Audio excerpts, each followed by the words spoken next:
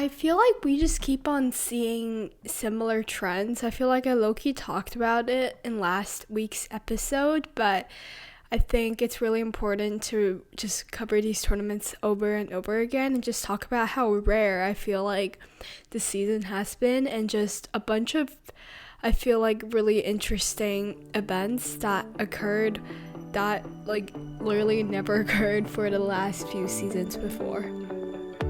Welcome, tennis fans, to Tennis Traverse, Exploring the Game, the podcast that delves into the heart of the tennis world.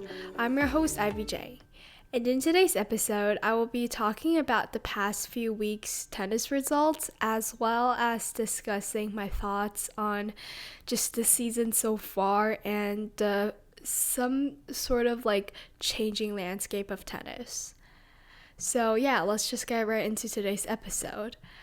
I want to start off with the Qatar Open for the men's singles side. I believe last week I covered the women's side, where in the final, Amanda Anisimova claimed one of, I feel like, her biggest title yet and beat Jelena Ostapenko in the finals. And I think, just to cover this briefly, there were a lot of surprising upsets in this tournament as well, which is sort of a theme we'll find with all of our other tournaments. So for example, Iga Swiatek lost to Jelena Ostapenko, which isn't really a surprise considering Jelena Ostapenko have a 5-0 record against Swiatek now.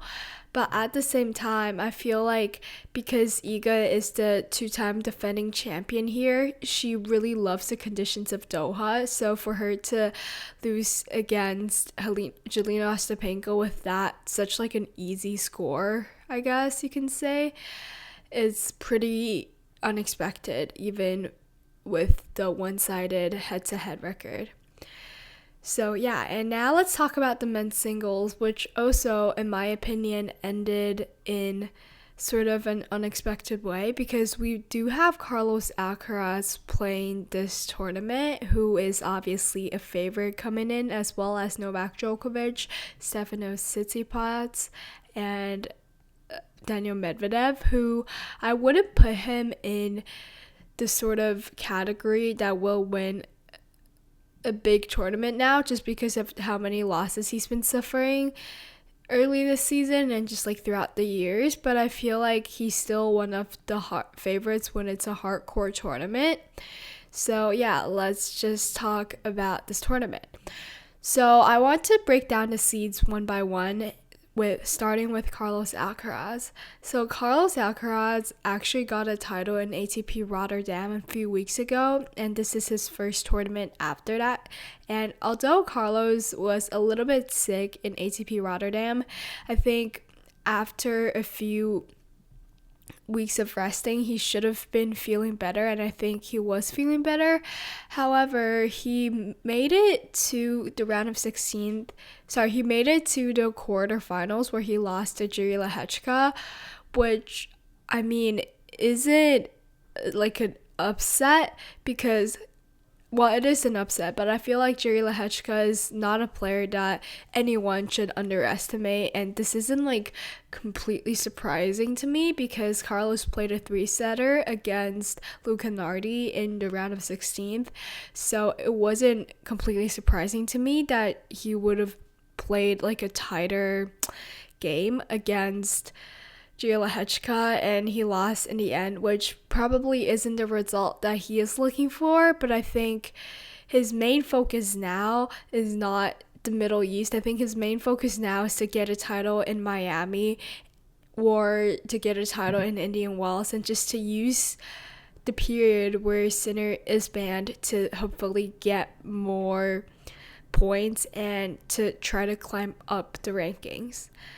So yeah, and then we'll talk about our second seed, which I just checked a few moments ago, and it's kind of surprising to me because Alex de Minaur is actually our second seed, and I think that's really surprising because I know that, like, obviously Medvedev and Rublev, etc. has been falling off the rankings, but just for him to come up as the second seed is pretty interesting to me, but he lost to Rublev in the quarterfinals, and I mean, Rublev ultimately became the champion of this tournament, so not that much to say, but again, I feel like the most surprising one so far is Carlos Alcaraz losing to Jelena. And then I feel like I want to talk about the one that maybe isn't necessarily a surprise, but still, every time I see Novak Djokovic losing to a player early on in a tournament, it just sort of messes my brain up, because Djokovic has been in such a top condition for so many years that I'm not used to seeing him lose this early in a tournament. And I mean, we could tell that he wasn't at his best, and I think it has to do with how it's sort of like an exhibition, I feel like, for him, because of how much Doha paid him to participate. I feel like there was definitely an appearance fee, and we can tell that he wasn't his 100% best, but I think he expected himself to go through this tournament, like at least the first round. But at the same time, I feel like Matteo Berrettini is not an easy opponent, and he's just been really unlucky with injuries and stuff, but I feel like this year could be his year, and I think he clearly has enough desire to make it his year. For example, last year at the Davis Cup, when Lorenzo Musetti wasn't playing too well, he actually came up and stepped in the second single spot for Lorenzo Musetti, and ultimately their team won the entire tournament. So I think he really knows how to deal with pressure, and I feel like he's a great pressure player in a way. So yeah, that's all. And then for the finals, we ended up with Jack Draper versus Andrey Rublev.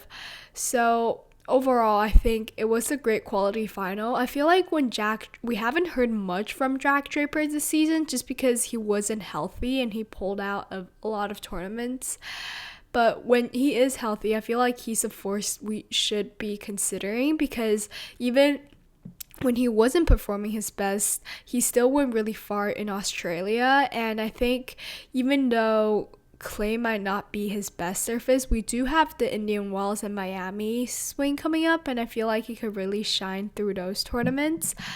But yeah, and the first two sets of this match was incredibly entertaining. I'll leave a link for you guys. But in the end, I think Rublev managed to use his experience and just toughen it out and beat Draper. But fantastic week for both of those players, and I think Rublev really needed this win because he had not that great of a start to the year. And I mean, in Australia, he got completely destroyed by Joao Fonseca, which Fonseca was playing incredibly. So however, I just still think he really needed this win to just boost up his ranking points and his confidence. Speaking of Fonseca, I want to transition to Argentina Open, where Fonseca got his first career title of 500 at Argentina. And I talked about this final before, which is between Cerundolo and Fonseca, and I thought with all the support Cerundolo's gonna get from the Argentinian crowd that Fonseca will have a tough time, but I think I underestimated him. I really wanted him to win. I just thought that it would be a little bit difficult, but he proved to just pretty much beat him in 2 straight sets, and it was an entertaining match. I think Fonseca really proved to people that even when he's not at his best, he wasn't playing tennis he was playing when he beat Rublev at Australian Open, which is just pure ball striking. However, he still is battling his way through these tournaments despite not having his best tennis, and I think that mindset and just that skill really shows us that he is capable of winning titles when he's not at his best, and I think that's something that a lot of players are struggling to figure out how to do. Okay, moving on, I want to talk about Rio Open, which a lot of people thought will be his tournament because this is his Brazilian tournament, and I get that.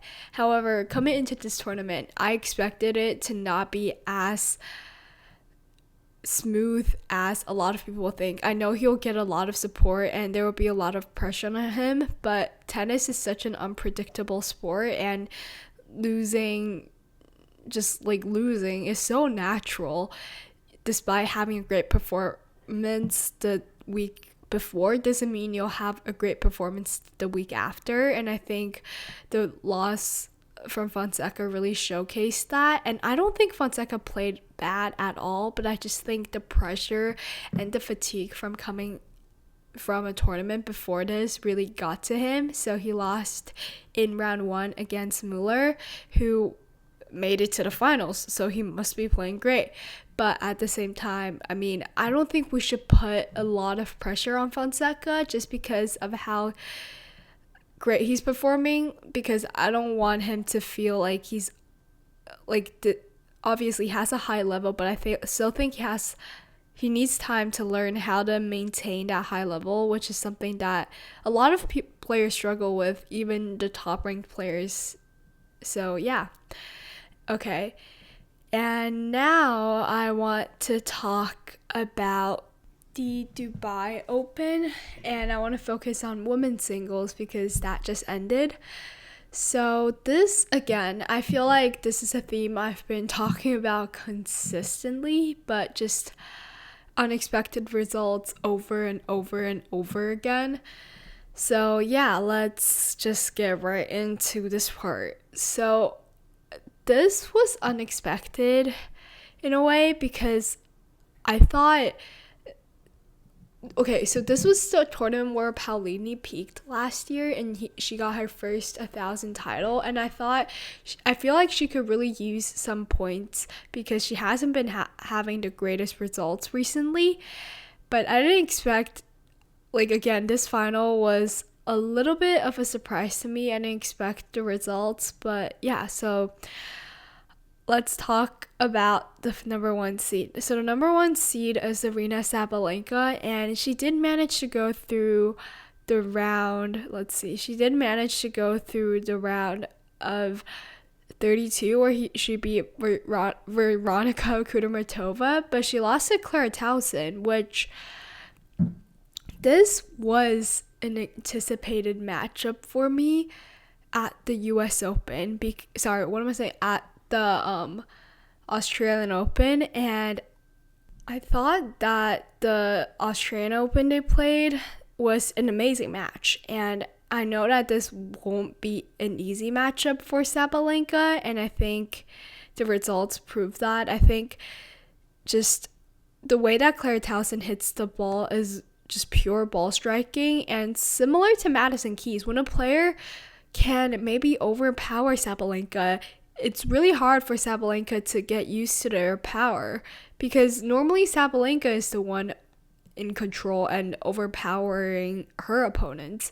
So I feel like it did catch her a little bit off guard, because when Clara Tauson hits the ball and she's able to get to the balls from Sabalenka, I think she really have a chance of rallying with Sabalenka and attacking some of her shots, which not a lot of players can do. But Tauson just has this power, I think, that comes fairly easily for her, and she's able to use that power against Sabalenka. So yeah. And for the 2nd seed, we have Iga Swiatek, and I feel like she really showed in this tournament that she's not, sometimes when a player learns from another player how to beat Iga Swiatek, she's not that unbeatable, because I feel like similar with Ostapenko, Andreeva is obviously not a power hitter like Ostapenko, but she's managed to hit the ball in a way that just completely cut away Iga's biggest weapon in my opinion, which is her spin on the ball. And when her spin is completely gone, and when her opponent is just able to completely attack her serve and just hit corners and hit the line, Iga really doesn't have that much to her game. I feel like her spin is such an important part of her game, And when that is lost, I feel like Andreeva could just beat her pretty handedly. And she beat her with a score of 6-3, 6-3. And I feel like, I don't know how Iga feels about her partnership with Wimfacet, because after this match ended, I saw somewhere that Iga didn't even want it to shake hands. Like, didn't want to acknowledge Wimfacet when she went into the tunnel, which is shown as, I feel like, a symbol that it might not be a partnership that Iga is willing to continue with. But at the same time, I mean, I can't tell. I feel like a lot of players are just like that, and they care about their win a lot, and sometimes that happens. But I want to move on to Paolini because, okay, yeah, let's talk about Paolini first. So Paolini did well. She made it all the way to the round of 16, even though she only beat Ivelisse in the round of 32. But she tripped in that match, and even though she played through it, we can tell that she was clearly in pain, and that is that. And it was just a really hard thing to see. But yeah, it was just really hard thing to see because I feel like she really wanted the points, and I feel like this tournament means so much to her because this was her breakthrough tournament. But I now want to talk about Coco Gauff. I feel like, even though the main point of this shouldn't, I feel like Coco Gauff is a great player, but I feel like we've low-key been underestimating Kessler a lot because this year has been her year. She's been winning a lot of tournaments, and I think Kessler low-key might be someone we should look out for this year because she's really doing great, and beating Coco Gauff is not an easy thing to do. And yeah, I'm just really happy that we've seen a lot of American players shine, and I think because there's so many American players that sometimes we forget some of them exist, if that's a little bit harsh, but like sometimes because of there's so many, we only care about the big names like Coco Gauff, like Jessica Pegula, like Emma Navarro, and we forget about players like Kessler or even Katie Volinets, who are great players, and I think this year might be the year for Kessler. So yeah. And then I want to talk about the finals before moving on to part 3. So for the finals, we have Clara Tauson and Mira Andreeva. And going into this final, I thought Mira will not be able to handle Tauson's power because obviously her power clearly caught Sabalenka off guard, and Sabalenka is such a great player that I feel like, even though I'm not necessarily comparing the two, I just thought that it will sorry, I'm like all over the place today, but I felt like Andreeva just would not have not the skills, but just like both the mental and the physical weapon for it. However, I feel like she handled it pretty well because even though she isn't known for generating the most power, when she's like playing, she's able to deflect the ball and make it land in like weird places, or just use the power of her opponents, which is such an important thing when play against a player who has a lot of power. I think this was a fantastic finals, if you ask me. I thought it was pretty good quality, especially at the start, even though at the end we can see that the second set, Clausen was a little bit injured. She was having trouble moving, but overall, I really liked some of the rallies that came out of this final, so I'll leave a link for you guys if you guys want to go check it out. I'll leave a link to all of the matches that I think are worth checking out for you guys.